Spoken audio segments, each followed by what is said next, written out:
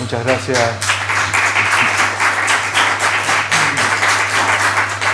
Muy buenas noches, excelentísimo señor presidente de la Real Academia de Ciencias, de Bellas Artes, de Medicina. La verdad que es un placer estar con todos y todas ustedes. Es de esos actos a los que uno le apetece muchísimo venir, y desde esa perspectiva mis primeras palabras tienen que ser agradecimiento. Así que agradecer profundamente la invitación que me han dado para estar con ustedes. Y la segunda palabra es agradecimiento a todos ustedes por estar presentes.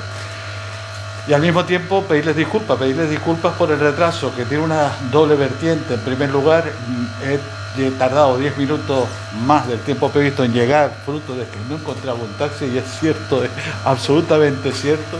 Y en segundo lugar, porque el ordenador ha tenido la amabilidad de acompañarme en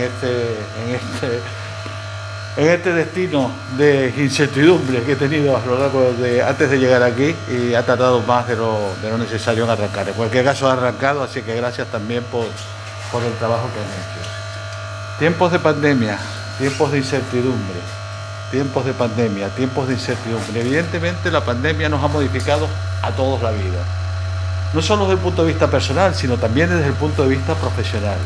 A mí, por ejemplo, me ha colocado la pandemia en una caricatura del famoso caricato Morgan, que en uno de sus tótem de caricatura, que es Carmelito, me acompañaba Carmelito y me decía: diría yo, ¿no?, que habría que crear alguna vacuna contra la intransigencia y la intolerancia. Y yo le contestaba: ya las hay, la educación y la cultura, que son las mismas que se usan para combatir la ignorancia. Y efectivamente uno de los grandes eventos que ha condicionado muchísimo las labores de intervención frente a la pandemia han sido las noticias falsas. Las noticias falsas que han posibilitado un caldo de cultivo de ignorancia absolutamente tremendo para poder avanzar en la lucha y en el control de este problema de salud. Pero no solo me ha colocado la pandemia en una caricatura, también me ha colocado en la portada de una revista satírica canaria, El Balfo Ilustrado, donde, eso sí, con mucho cariño y afecto, me decían que soy el epidemiólogo que nos dice los rollos. Bueno, teniendo en cuenta que soy eso, el epidemiólogo que nos dice los rollos, yo honestamente espero que este rollo que les voy a decir a ustedes no sea tan rollo. Bien, un elemento de partida, de reflexión, que a mí me gusta siempre poner sobre la mesa es el siguiente: le hemos pedido demasiado a la ciencia en esta pandemia. Le hemos pedido más de lo que en muchas ocasiones nos podía ofrecer, porque a veces nos olvidamos que navegar en ciencia es navegar en incertidumbre, que vamos llenando de conocimiento cuando empezamos a aportar evidencia. Pero no hay respuestas inmediatas desde el principio. Hay que ir generando evidencia para poder dar respuestas, y a veces le hemos pedido respuestas inmediatas a la ciencia. Y esto, que a lo mejor yo se los he dicho de una manera algo complicada, un hombre, un brillante pensador que a mí me gusta mucho, me estimula mucho, Bertrand Russell, lo explicaba en 2 frases de una manera mucho más potente y mucho más adecuada que como se las he explicado yo a todos y todas ustedes en este momento. Bueno, antes vamos a hablar de Benedetti, porque Benedetti también tenía algo que decir al respecto de la ciencia. Benedetti, en una frase asociada a él, que no está clara si es fruto de una pintada callejera o realmente salió fruto de su imaginación, pero Benedetti, uno de los poetas que a mí más me fascinan, desgraciadamente ya fallecido, decía en una de sus frases: cuando creíamos que teníamos todas las respuestas, nos cambiaron todas las preguntas. Y eso es ciencia, avanzar entre la duda, entre la incertidumbre, porque es la duda la que nos permite avanzar para tratar de solucionar ese campo de desconocimiento que tenemos. Bien, y aparece la pandemia. ¿Es inesperada? Mire, yo me acuerdo que en el verano del 2019 estaba en la Universidad Internacional Menéndez Pelayo en Santander, estaba dirigiendo un curso de vacunas, y en la mesa de conclusiones afirmamos lo siguiente: en un determinado periodo de tiempo, no sabemos si corto o medio, vamos a convivir con una pandemia. Lo dijimos en el verano del 2019. Mi nombre es Amós era un profeta menor, y no era porque fuera capaz de profetizar lo que iba a pasar en diciembre, no teníamos ni idea de que iba a pasar la pandemia en diciembre, pero sí éramos conscientes de que se estaban dando una serie de condiciones que facilitaban la aparición de un problema transmisible que explosionara en forma pandémica. Y esas condiciones estaban claramente ligadas a procesos como el calentamiento global, uno cuyos síntomas es el cambio climático, a la pobreza, la insoportable distancia, diferencia entre países ricos y países pobres. La pobreza es un caldo de cultivo absolutamente potente para generar problemas transmisibles que explosionen en forma pandémica. La interrelación del hombre con el medio ambiente, la interrelación del hombre con los animales, son elementos que estaban configurando la posibilidad de aparición de una pandemia. Por eso dijimos en aquel momento que estábamos convencidos de que íbamos a convivir con una pandemia. Eso sí, pensábamos que iba a estar vinculada al virus de la gripe. No pensábamos de ninguna manera que iba a estar vinculada a un microorganismo perteneciente a la familia de los coronavirus. Era un proceso desconocido, un microorganismo nuevo, pero a pesar de ese desconocimiento inicial, la ciencia posibilitó que en un periodo de tiempo extremadamente corto se llegara a conocer muchísimo de él. Así, el genoma del virus, que es uno de los elementos claves para diseñar las vacunas, se conoció en un periodo de tiempo extremadamente corto del desarrollo de la enfermedad. No fue valorada inicialmente por varias circunstancias. En primer lugar, porque la información que recibíamos de China, que era el ámbito geográfico de origen de la pandemia, no era del todo correcta la información que recibíamos. Y al mismo tiempo, desde una perspectiva eurocentrista, de una perspectiva de distancia de los países desarrollados, en Europa, en el resto de los países desarrollados, se pensaba que era imposible que con nuestro nivel de desarrollo explosionara un problema transmisible con características potentes como podría ser la presencia del SARS-CoV-2. Y eso evidentemente era un error. Era un claro error porque se basaba, no tenía en cuenta dos elementos que son claves en relación a las enfermedades transmisibles. El primero, que frente a ella nunca podemos bajar la guardia. Y en segundo lugar, que no se le pueden poner puertas al campo. Y en un mundo globalizado no se le pueden poner puertas al campo. Por lo tanto, no era un problema de los países en vías de desarrollo, sino evidentemente era un problema importante que nos podía llegar a afectar de la manera que nos ha afectado. Al mismo tiempo, también en sus inicios se encontró un sistema sanitario en nuestro país debilitado.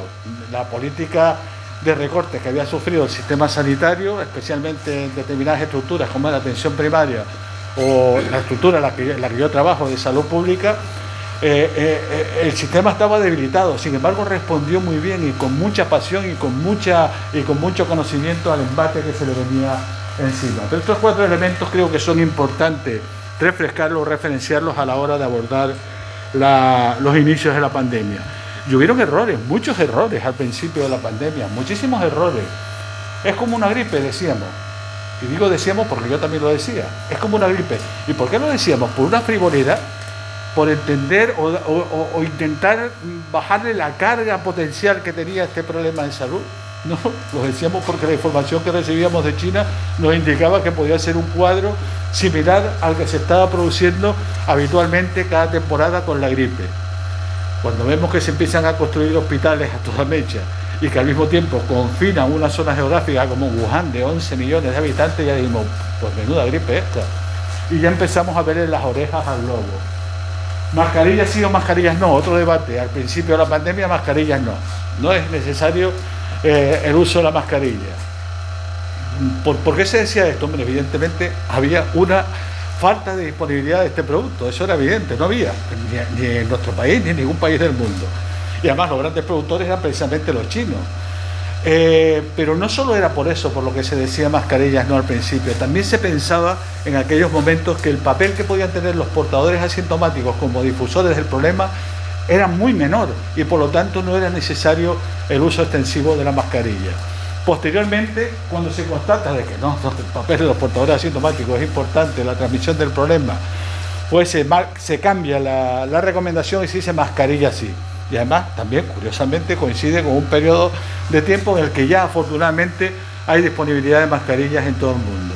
Fíjense si es tan importante la mascarilla que yo en estos momentos estoy agobiado, angustiado, dándoles a ustedes la charla con mascarilla. Bien, en el verano deberían bajar el número de casos. Otro elemento importante es que no me decía ningún patrón lógico el SARS-CoV-2. La mayoría de los patógenos respiratorios, la mayoría de los coronavirus no resisten las temperaturas elevadas. Están a gusto en su salsa en temperaturas bajas, pero no resisten bien la temperatura elevada. Todos pensamos que en el 2020, cuando llegara el verano, íbamos a tener un momento de respiro en relación a la pandemia. E incluso se recomendó a todos los sanitarios que en la medida de lo posible cogieran sus vacaciones en el verano, porque se pensaba que la segunda ola iba a estallarnos en invierno, con la bajada de temperatura. Pero llegó el SARS-CoV-2, nos dio un dribbling y en pleno verano nos estalla la segunda ola. Desde aquel momento yo personalmente empecé a definir a este microorganismo como el Messi de los microorganismos, porque nos pegaba unos driblings que nos dejaba con la boca abierta. Bien, ¿y cómo se ha caracterizado las formas de abordar la pandemia en los diferentes países del mundo? Ha habido dos grandes estrategias de intervención frente a la pandemia. Una era la que se basaba en la siguiente consideración: dejemos que fluya el problema, dejemos que fluya, que la gente se vaya infectando y así vamos creando una inmunidad natural colectiva que permita hacer frente a este problema. Bien, desde un punto de vista teórico, bueno, pues podría ser razonable, pero ¿cuántos muertos nos iba a costar el abordar ese tipo de estrategia? ¿Cuánto pensión al sistema sanitario nos iba a costar ese tipo de estrategia? Evidentemente era una estrategia descabellada que desgraciadamente siguieron algunos países como Brasil, Estados Unidos en un momento, e incluso el Reino Unido en una primera fase. Y la otra línea de estrategia que se siguió es, bueno, tenemos que aprender a convivir con el virus. ¿Y cómo tenemos que aprender a convivir con el virus? Pues tratando, en la medida de lo posible, de crear elementos que cortocircuiten la difusión del problema. Y esa fue la estrategia, digamos, más común hasta la llegada de la vacuna, evidentemente. Fue la estrategia más común que se siguió en todos los países europeos, incluso el nuestro. Incluso llegando a situaciones muy extremas, como fue el estado de confinamiento que se desarrolló en nuestro país o se desarrollaron en otros países, que indudablemente iban a conseguir doblegar la curva de ascenso, básicamente porque al estar uno confinado no está en contacto con otras personas y por lo tanto no hay difusión del microorganismo.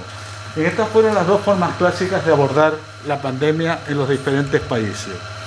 Y un elemento que a mí particularmente me ha dolido profundamente en toda la lucha contra la pandemia es el tener que haber convivido con una gran cantidad de bulos, de noticias falsas que nos complicaban mucho la actividad profesional en el campo de la salud pública, pero además creaban ansiedad innecesaria en la ciudadanía, miedo innecesario en la ciudadanía. Pues bien, todavía hoy, desgraciadamente, los bulos, las noticias falsas, siguen teniendo una presencia importante, sobre todo evidentemente en las redes sociales. Ayer, por ejemplo, en un tuit que puse, me vino una contestación de que el famoso virólogo alemán, que es el virólogo de cabecera de Merkel, estaba diciendo que con la vacuna no íbamos a conseguir nada, cuando su discurso había sido todo lo contrario, diciendo que en nuestro país era posible que empezara a decirle adiós a la pandemia en primavera. Bien, por lo tanto, los elementos clave que han caracterizado las intervenciones frente a la pandemia han sido mantener la atención preventiva, y mantener la atención preventiva significaba tener claro que no podíamos bajar la guardia, estamos ante un problema muy serio, y sobre todo tratar de trasladar a la ciudadanía un elemento de reflexión que era fundamental. Estamos en pandemia, un problema global, que requiere respuestas globales, no recetas locales. Y por lo tanto, independientemente de que articulemos medidas de intervención que permitan que el problema no se expanda en nuestro territorio, tenemos que tener la vista puesta también en los países en vías de desarrollo. Es fundamental, porque de esta o salimos todos o no salimos ninguno. Y eso es así de claro. Hoy, por ejemplo, leí en los medios de comunicación que España estaba en condiciones de salir de la pandemia en primavera. ¿Cómo vamos a salir de una pandemia un país? De la pandemia salen todos los países porque es un problema global. Nosotros podremos estar indudablemente mejor que otros países, pero seguiremos en pandemia hasta que no acabe el problema en todos los países del mundo. Bien, y empezando un poco a hablar de la herramienta, la llegada de esa herramienta que todos deseamos que llegara lo antes posible, que era la vacuna, porque era el gran instrumento que nos iba a permitir cortocircuitar la difusión del virus o hacerle la vida difícil al virus, que era la vacuna. ¿Cuánto se ha cuestionado el que la vacuna haya llegado pronto, antes de lo que llega una vacuna normal? ¿Cuánto se ha dicho en contra de que las vacunas llegaran pronto? ¿Cuánto de mérito se le ha dado a ese hecho? Cuando es todo lo contrario. Es un mérito del conocimiento. Es un mérito del talento científico y también, por supuesto, la inversión en ciencia. Es un mérito, en absoluto es un demérito. Y si se ha conseguido, no es solo porque se ha aplicado mucho dinero y mucho talento, también evidentemente en lo que es la fase preclínica de producción de las vacunas ya había una base, que es cuando apareció el SARS-CoV-1, incluso el MERS, se trabajó ya en vacunas de ARN mensajero y había una base establecida que posibilitó que la fase preclínica de producción de las vacunas se hiciera de manera muy rápida. Y al mismo tiempo, lógicamente, por la situación de problemas graves de salud pública, muchos de los trámites administrativos se aceleraron. Pero cuidado, esto no quiere decir que se obviaran. Todas las fases que sigue una vacuna para aparecer en el mercado se respetaron en la producción de las vacunas frente al SARS-CoV-2. Eso sí, se superponían entre ellas, pero todas, absolutamente todas, se respetaron. Bien, y llegan las vacunas y bueno, hay un colectivo de ciudadanos que decide vacunarse, pero hay otro colectivo que rechaza la vacuna y la asocia al diablo, a un elemento que iba a condicionar nuestra vida, que nos iban a controlar con la vacuna. Pero hombre, ¿de verdad alguien que en su sano juicio puede pensar que las vacunas tienen un microchip que nos va a controlar? Caray, si hay métodos mucho más fáciles de controlarnos, muchísimo más fáciles. ¿Para qué vamos a tener que poner una vacuna a alguien para controlarlo? De verdad que hay métodos mucho más fáciles de controlarlo. Bien, y en este sentido hay una gran paradoja. Hay muchas paradojas en el contexto del ámbito de la vacunación. Una gran paradoja es que mientras en los países desarrollados empieza a crearse bolsas en contra de las vacunas, en los países en vías de desarrollo lo que se trata es de consolidar estados que permitan que les lleguen las vacunas. Allí el que les lleguen las vacunas es un éxito y una necesidad. Otros elementos que se han planteado en cuanto a la vacunación, en este caso de la COVID, pero están rotando permanentemente el punto de la vacunación, es la obligatoriedad o la voluntariedad. ¿Tenemos que hacer obligatorias las vacunas o tenemos que hacerlas voluntarias? Bueno, esto es un debate que está abierto y que hay varias opiniones. Yo tengo la mía y creo que tendría sentido plantear elementos de obligatoriedad, a lo mejor en determinados contextos de atención clínica, como puede ser unidades muy específicas, como las UCI o el personal sociosanitario que atiende a nuestros mayores. Porque vamos a ver, ¿cómo alguien puede entender que nos definamos como servidores públicos si trabajamos en el ámbito de una UCI o de un centro sociosanitario que atienda a mayores, y nos definamos como servidores públicos y no hacemos todo lo posible por defender la salud del público al que estamos defendiendo? Llámate otra cosa, pero no servidor público, Llámate otra cosa, pero no servidor público. Bien, los sanitarios versus la vacunación. Normalmente ha habido dificultades para conseguir la vacunación, por ejemplo, frente a la gripe en el personal sanitario. Contra la COVID no, contra la COVID las coberturas vacunales en sanitarios han sido magníficas, entre otras cosas porque veíamos claramente el lobo, éramos uno de los colectivos que tenía un mayor peso de la pandemia en las fases iniciales de la pandemia, ¿no? Y yo creo que todo se sustenta en un binomio que es el que hay que poner sobre la mesa. Miren, yo siempre digo que yo, a pesar de ser presidente de la Asociación Española de Vacunología, no soy pro vacuna. No soy pro vacuna, presidente, de verdad, no soy pro vacuna. ¿Por qué? Porque tampoco soy pro antibióticos, ni pro antihipertensivos, ni pro diabéticos orales. Lo que soy es pro conocimiento, pro evidencia científica. Por eso defiendo las vacunas. Pero no porque sea pro vacuna, sino porque soy pro ciencia. Y el debate es ese, ciencia frente a otra cosa. Normalmente inconsciencia. Bien, y desde la perspectiva de la vacunación frente a la COVID, había una serie de elementos clave que nos llevaban a tener que abordar una estrategia. Eran nuevas vacunas que había que conocer, había que tabular, había que medir, que necesitaban de nuevas estrategias. Recuerden ustedes que eran vacunas que desde un punto de vista logístico eran tremendamente complejas su gestión, ultracongeladas, etcétera, etcétera. Había que definir estrategias de intervención. La financiación era otro problema importante que se planteaba. Afortunadamente en este caso es uno de los momentos en los que yo me he sentido feliz de ser europeo, porque ha sido un éxito indudable la central de compra, la compra centralizada de vacunas que ha desarrollado la Unión Europea y que debe servir de base para futuras acciones conjuntas de los países que formamos parte de la Unión Europea. Ha sido sin lugar a dudas un éxito, con algunas matizaciones, porque hay algunos aspectos que no me han gustado. Por ejemplo, que no se hayan respetado, no se hayan transparentado, que es otro elemento clave para ganar confianza en la ciudadanía, la transparencia. No se han transparentado los contratos de la Unión Europea con las vacunas, con los productores de vacunas. No sabemos cuánto ha costado, cómo ha sido el debate, no lo sabemos. Y eso no me gusta, porque creo que uno de los elementos que permite ganar confianza es precisamente la transparencia. ¿Cómo hemos comunicado en relación a las vacunas frente a la COVID? Ha habido cosas buenas, ha habido cosas menos buenas y ha habido cosas malas. En resumen, podemos decir que afortunadamente ha habido un esfuerzo importante en la comunicación en relación a todo lo relacionado con la pandemia y las vacunas frente a la COVID. Y yo honestamente creo que de donde mejor se ha hecho la comunicación frente a la COVID ha sido en nuestra comunidad autónoma. Creo que se ha comunicado bastante bien, bastante bien. Problemas de desabastecimiento que tuvimos con las vacunas, no nos llegaban todas las vacunas en las cantidades adecuadas cuando estaba previsto que llegaran, y esto nos creaba problemas de desabastecimiento. El tema de la obligatoriedad y las coberturas. Yo me acuerdo que al principio del proceso de vacunación frente a la COVID, todos los que trabajamos en este campo teníamos miedo de que los sanitarios no se vacunaran y de que tuviéramos coberturas bajas en sanitarios. Teníamos miedo.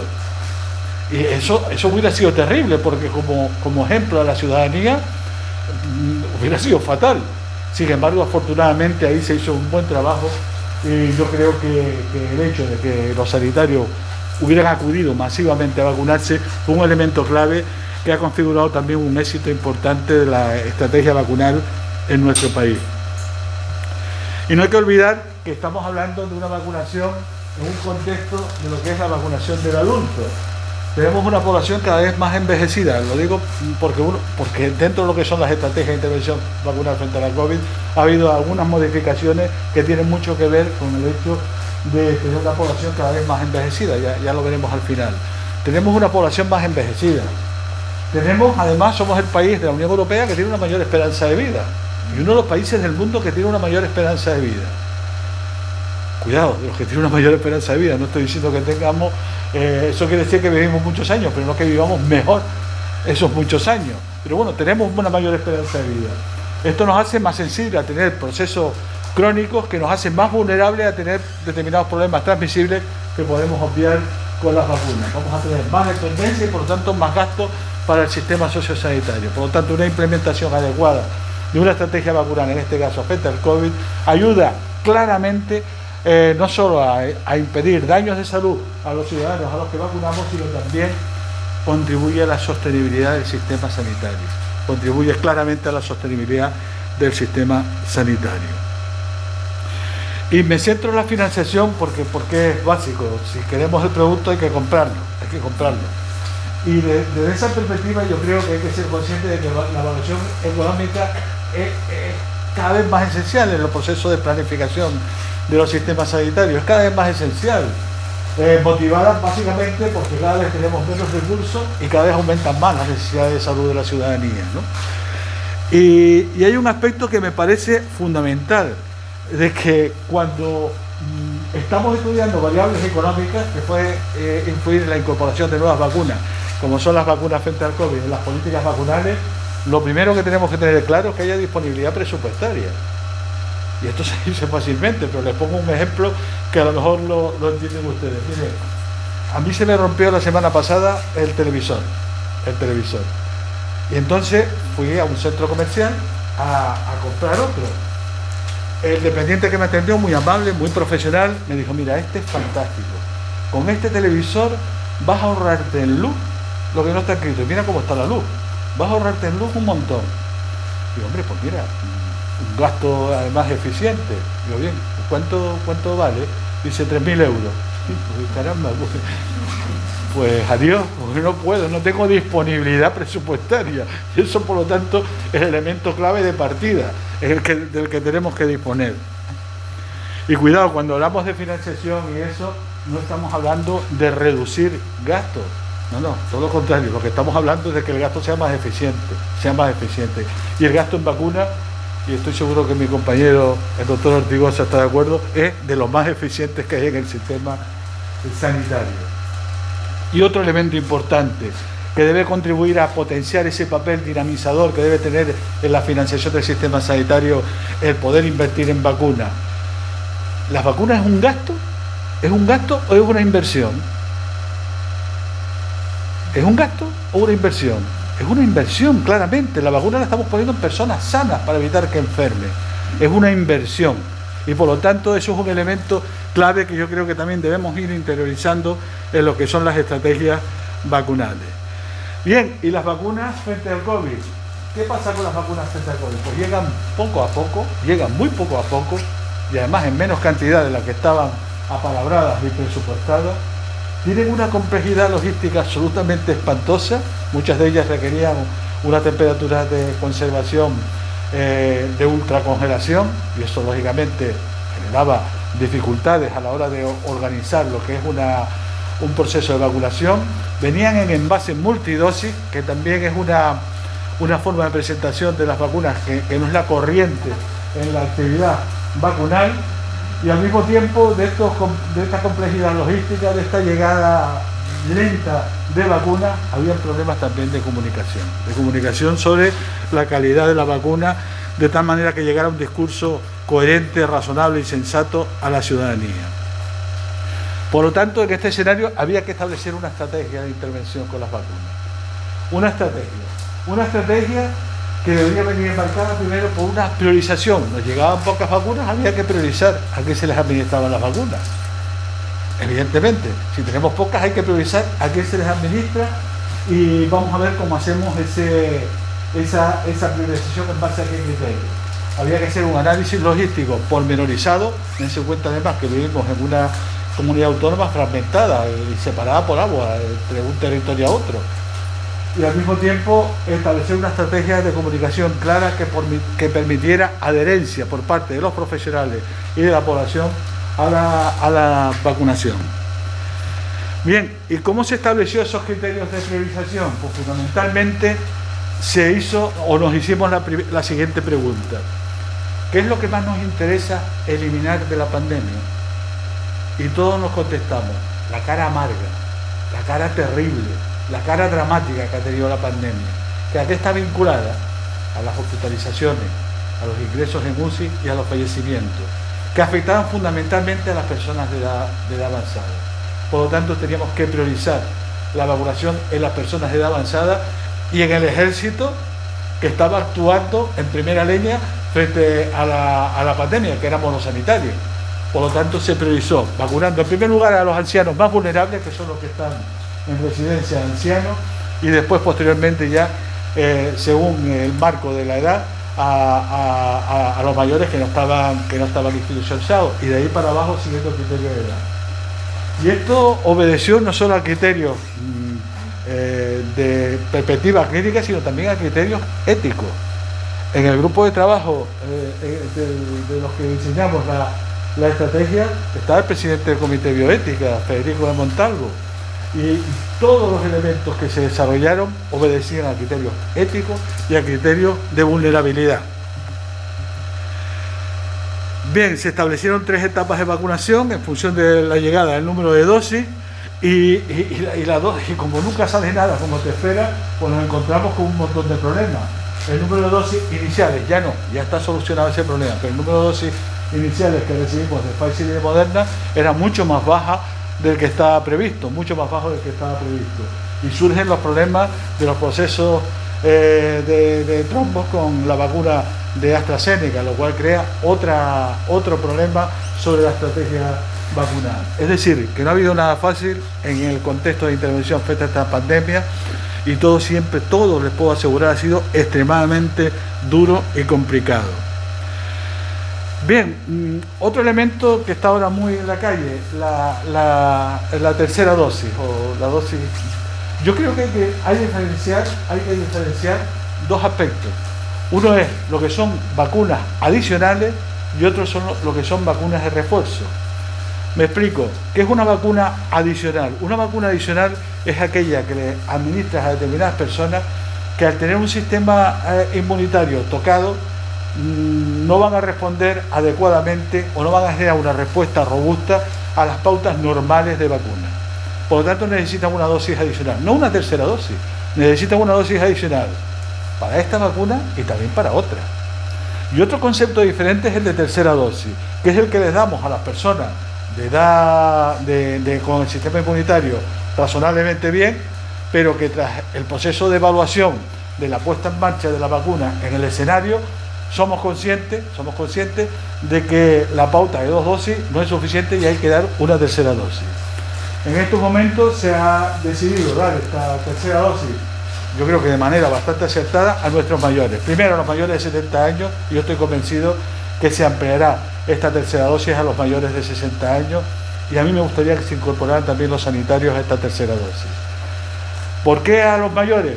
Porque cuando nos hacemos mayores, me incluyo, cuando nos hacemos mayores, envejece también nuestro sistema inmunitario, y la calidad de respuesta que podemos conseguir a la vacuna está más débil, y por lo tanto dar una tercera dosis contribuye a mejorar la respuesta protectora. Por lo tanto, vacunas adicionales es una cosa, vacunas de refuerzo es otro concepto.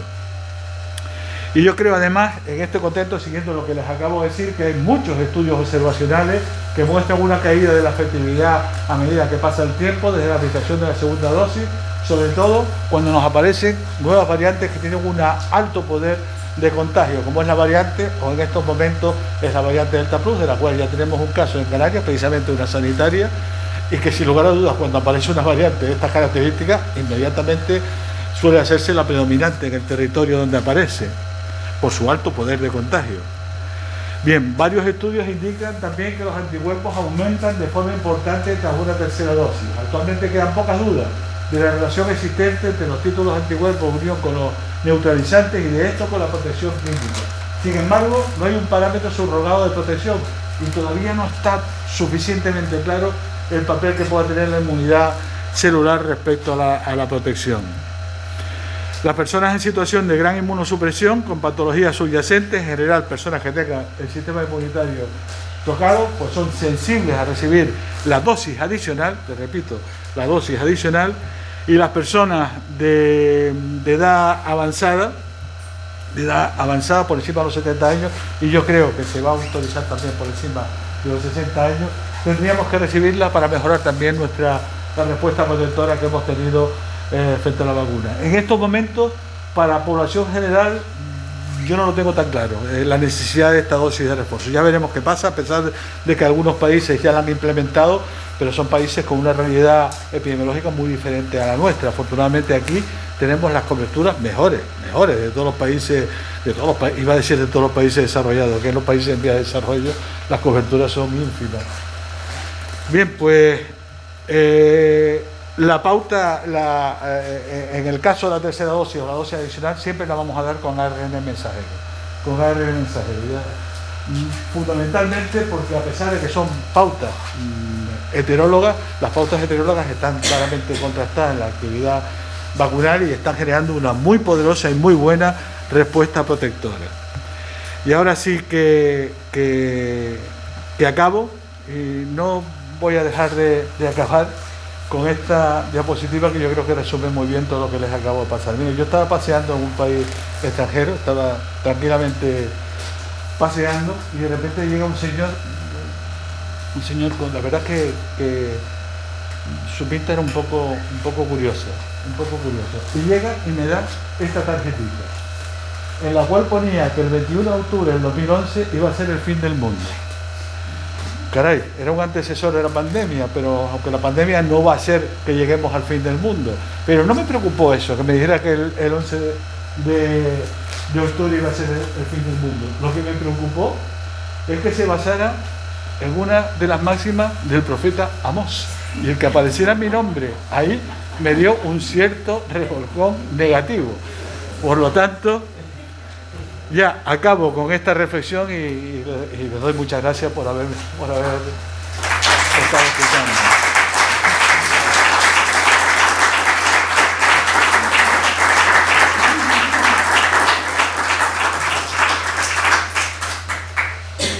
No sé si tienen alguna pregunta, digo yo, o algún elemento de reflexión, sí. Tengo mucha curiosidad, quiero felicitar a la política esta mala de los activos conocimientos de la pero me gustaría saber tu opinión sobre la vacunación a los niños de 5 a 12 años. Sí. Hay un pediatra que seguro que tiene una impresión muy positiva sobre esa posibilidad. Vamos a ver, yo creo dos cosas. Primero, que debería estar en función del peso de la pandemia. Si el peso de la pandemia es el que tenemos en estos momentos, yo sería favorable a que se vacunaran a los niños, Luis. ¿Por qué? Porque tendríamos vacunar a más gente y le haríamos la vida más difícil al virus, dificultaríamos su difusión.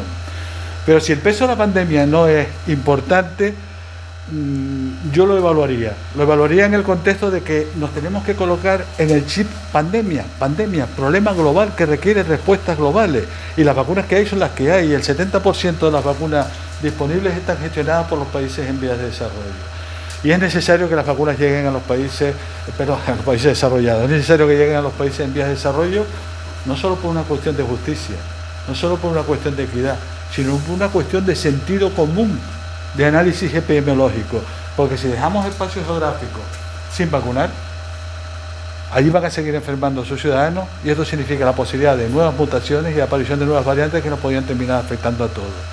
Pero en el contexto actual de cómo está la situación en estos momentos de la pandemia, con una sexta ola claramente establecida en Europa, yo, Luis, creo que hay que vacunar a los niños.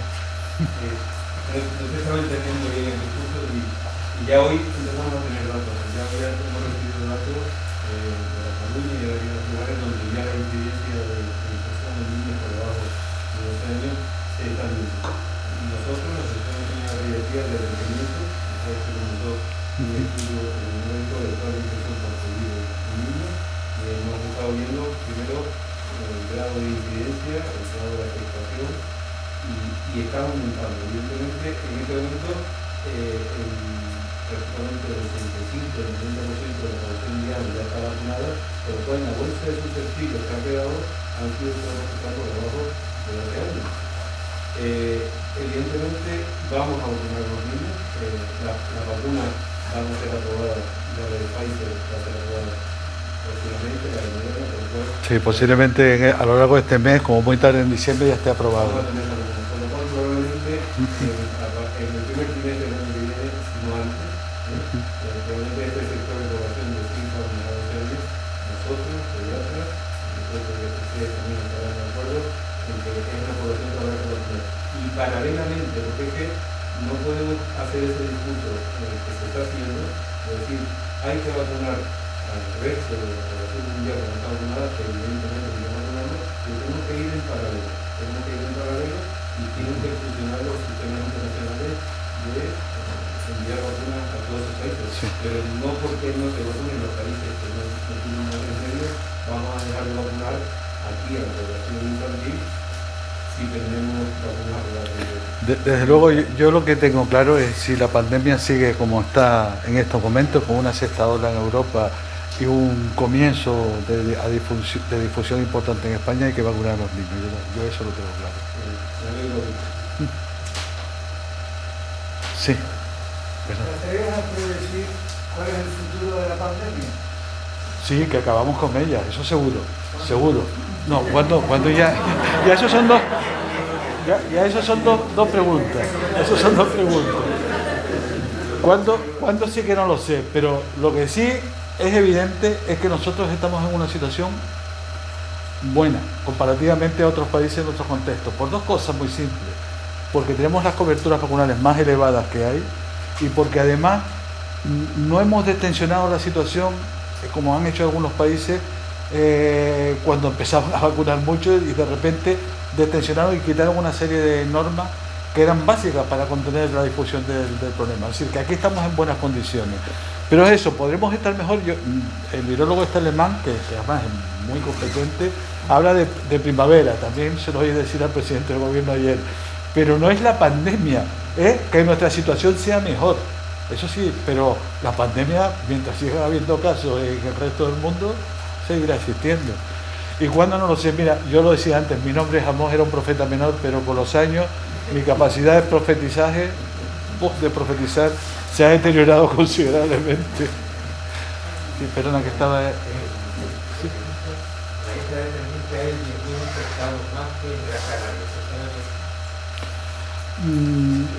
Puede ser por muchas causas. Yo quiero recordar algo muy importante, que fuimos la isla, Canarias, va a pasar a la historia de esta pandemia en nuestro país. Recordamos que tuvimos el primer caso en España cuando había muy poca información, que las muestras que se le tomaron al turista alemán que lo llevó a La Gomera se tuvieron que enviar a Majadahonda para que se analizaran. Tuvimos el primer caso, eso ya crea cuerpo. Fíjense ustedes, a mí cuando me llamaron y me dijeron, oye, que dicen que hay un caso de esta enfermedad en La Gomera, y yo, anda ya. Si aparece aquí, aparecerá en Madrid, en Barcelona. Pues no, apareció en La Gomera. Y en segundo lugar, Tenerife, la isla esta, fue una isla donde se realizó una de las primeras experiencias de confinamiento que hubo. Fue el hotel de Costa de Eje en el sur. Se confinó el hotel de manera muy sabia y una decisión muy complicada, pero se decidió confinar el hotel porque había ya un brote que fue el que permitió que empezara a circular aquí ya de manera importante el virus. Pero el brote aquel se controló con esa experiencia de confinamiento. Yo creo que el proceso explicativo de por qué en Tenerife puede haber más casos, yo creo que está fuertemente vinculado a que el virus empezó a circular antes, empezó a moverse antes, que también hubieron algunos eventos como el carnaval en el contexto de aquella crisis de Calima que hubo, contribuyó de manera importante a la difusión del problema aquí y se ha difundido de manera más rápida que en otras islas. Yo me acuerdo el primer caso de Gran Canaria, que era también una turista alemana, pero claro, era mucho más controlado, se controló de otra manera porque no tenía las características del brote del Hotel Costa de Eje, ¿no? Yo creo que está en función de eso. No es que bueno, yo vivo en Las Palmas, pero soy de Tenerife, no es que aquí tengamos un gen especial que nos predisponga a tener más problemas con respecto al SARS-CoV-2, ¿no? Sino pues hay que entenderlo en tanto cuanto está circulando más aquí el microorganismo, ha circulado más.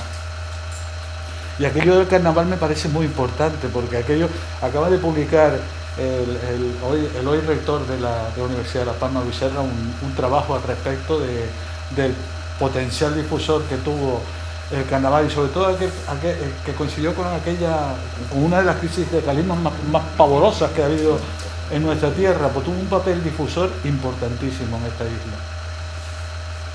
Sí, perdón.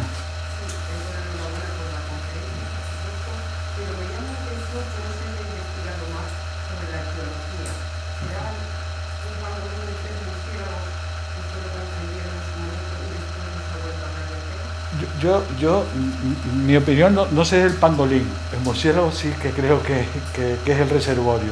El animal intermedio no tengo ni idea porque no se ha descubierto. Incluso ahora recientemente otra vez el equipo de OMS fue a China y tuvo bastantes problemas para investigar el proceso de vinculación del animal intermedio ese que posibilitó la llegada al hombre. Pero yo francamente la teoría de que ha sido fabricado en laboratorio no la veo nada clara,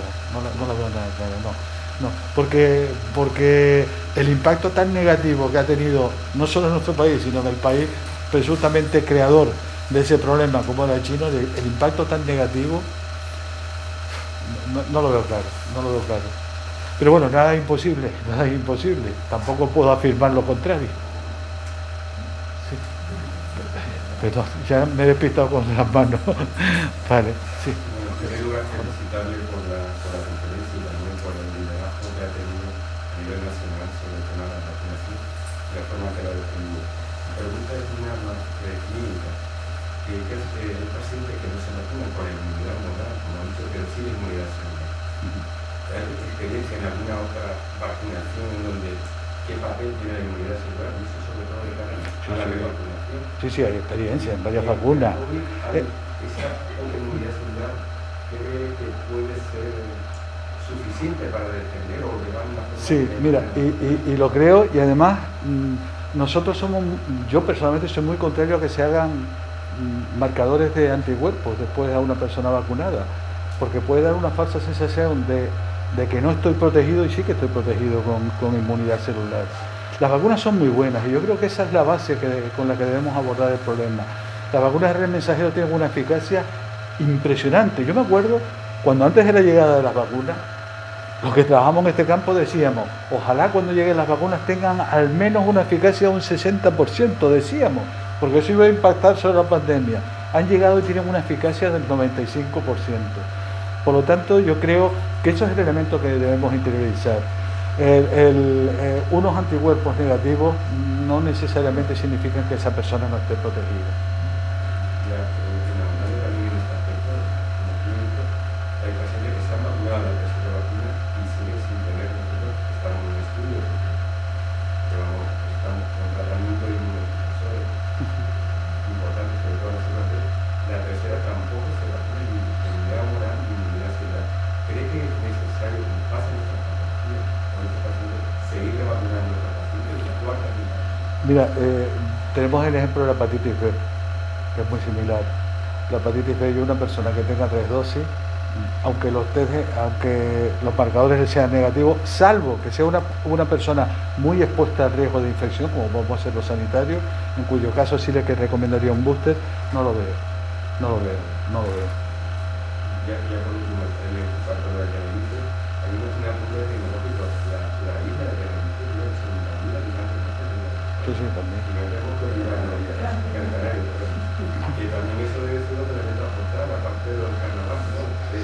Sí, claro. Sí, esto es de Indudablemente, pero sobre todo tiene más riesgo cuando esas 60.000 personas de más se meten en el carnaval. Ahí sí que hay más riesgo todavía. Sí, perdona que estaba... Voy a hacer una pequeña aportación mínima y luego una pregunta. La aportación es de los nietos americanos, ¿sabes? Se ayer dos nietos americanos que viven allá y entonces pues más o menos me ha leído algo respecto de la vacunación, de la pediatría, como solamente mayor, de la vacunaron, tiene 12 años, de pequeño, y cumplía ahora 12 de noviembre y no se ha vacunado por la primera vez. Sin embargo, tanto la FDA, todo eso está intentando sacar la vacunación pediátrica, que va a ser la tercera parte aproximadamente de la dosis de adultos. Una pregunta importante, creo que lo aporto porque creo que no lo considero, que el hecho de que se manifieste con menos intensidad de la enzima es porque existe una disminución en la expresión de la enzima liberadora de la angiotensina 2, tanto respiratoria como vascular. Entonces, ese es el motivo. Sin embargo, ahora se ha visto un rebrote importantísimo en Estados Unidos de la pandemia, el virus del día. ¿Por qué? Porque a medida que toda la población adulta está más o menos protegida, aparece un rebrote en la pediatría, ¿no?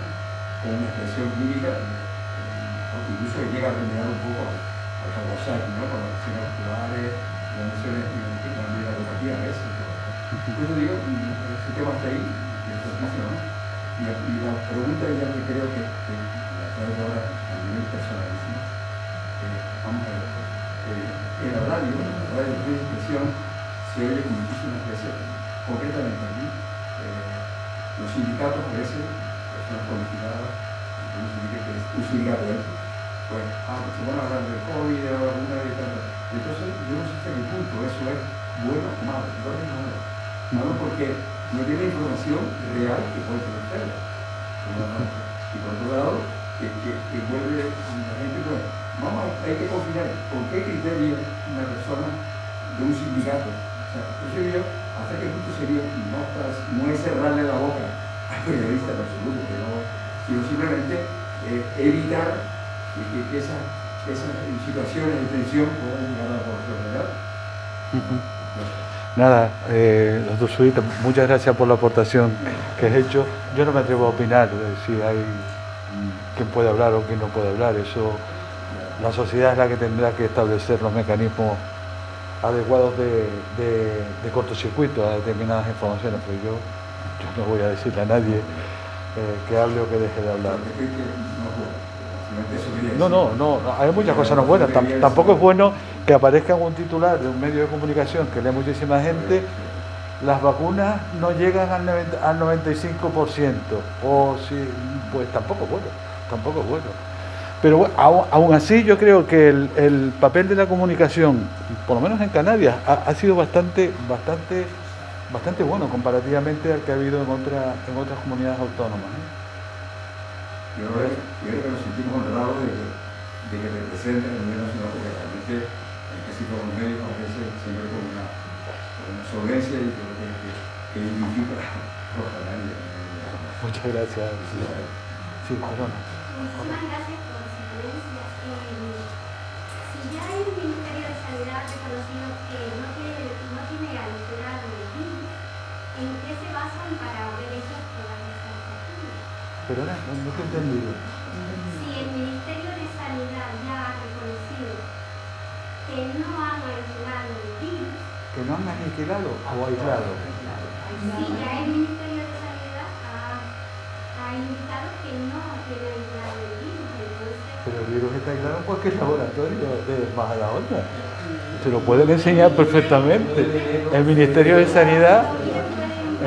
Sanidad no puede decir esa barbaridad, porque el virus lo aísla en sus organismos dependientes.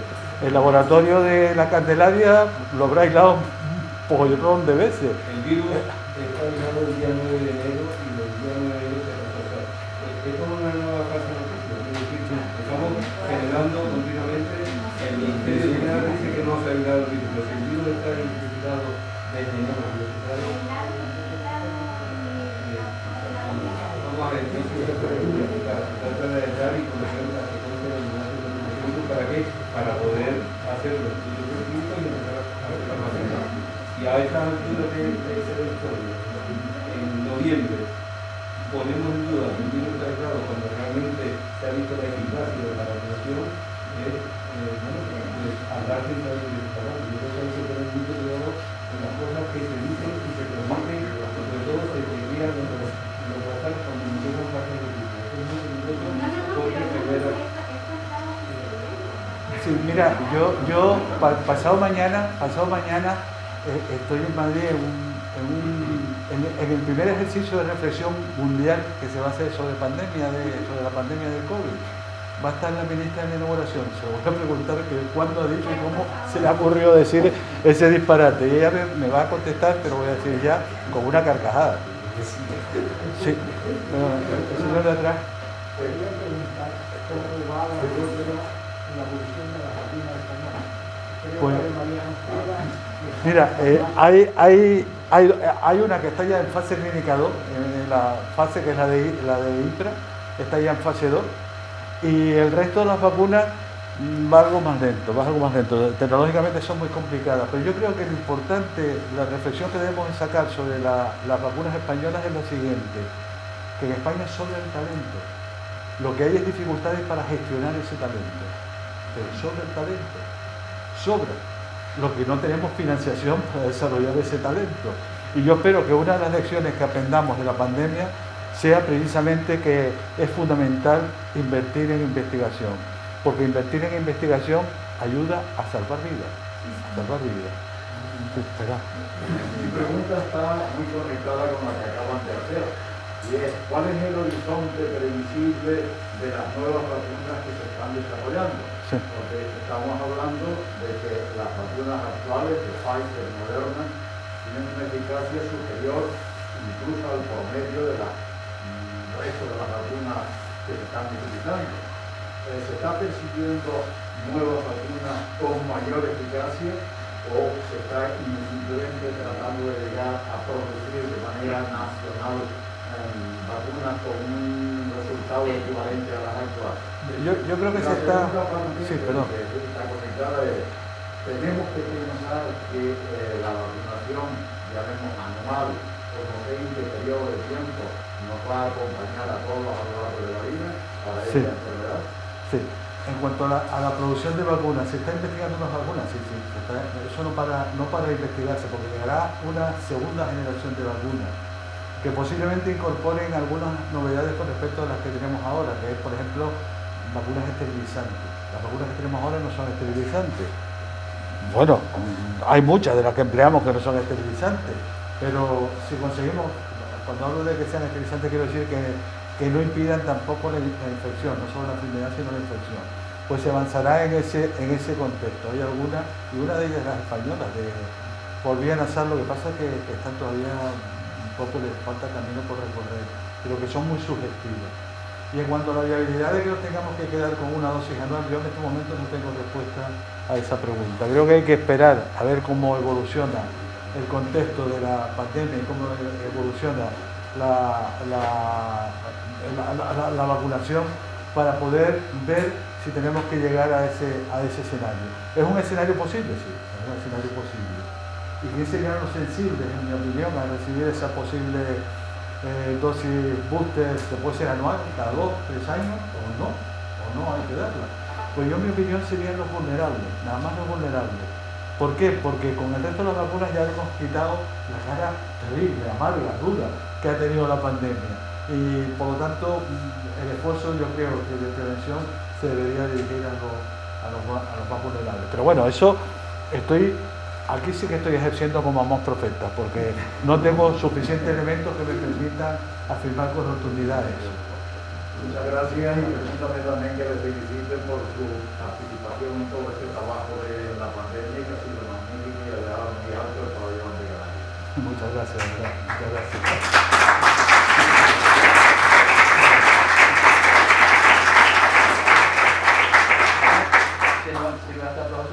Felicitaciones y de verdad agradecerte nuevamente que hayas hecho un hueco, porque ya vives en Las Palmas, pasado mañana a estar en Madrid, y que hayas hecho un hueco para poder grabar esta noche aquí en esta jornada conjunta de las Reales Academias. Son los huecos que uno llena de gusto y de felicidad, porque es un placer estar en este marco y estar con todos ustedes, de verdad, un placer. Muchas gracias.